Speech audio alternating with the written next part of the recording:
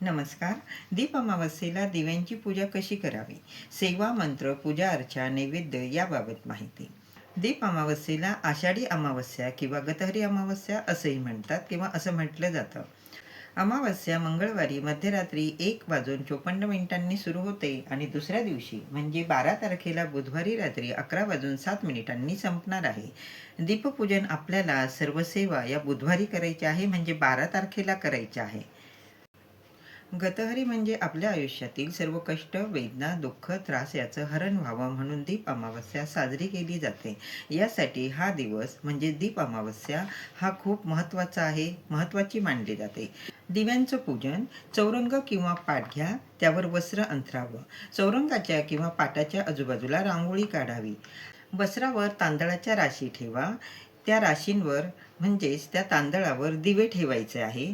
प्रत्येक दिव्याखाली तांदूळ ठेवायचे आहे. एक तेलाचा आणि एक तुपाचा दिवा लावावा. त्यानंतर सर्व दिवे प्रज्वलित करावे. तुम्ही एक दिवा प्रज्वलित करू शकता किंवा सर्व दिवे प्रज्वलित केले तरीही चालतं. तुमच्याकडे जी पद्धत आहे त्यानुसार दीपपूजन करावं. त्यानंतर दिव्यांना हळद कुंकू लावावं, अक्षता फूल अर्पण करावं.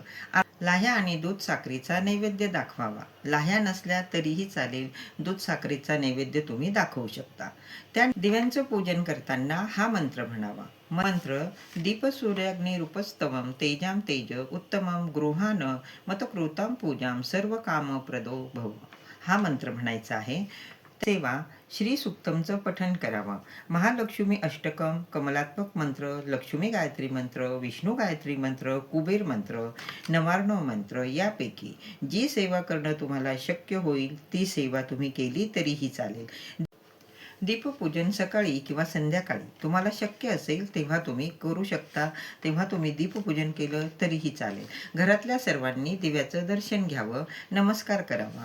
पूजेची मांडणी लगेच उचलू नका, तर दुसऱ्या दिवशी मांडणी उचलावी. धन्यवाद. सर्वांना श्री स्वामी समर्थ.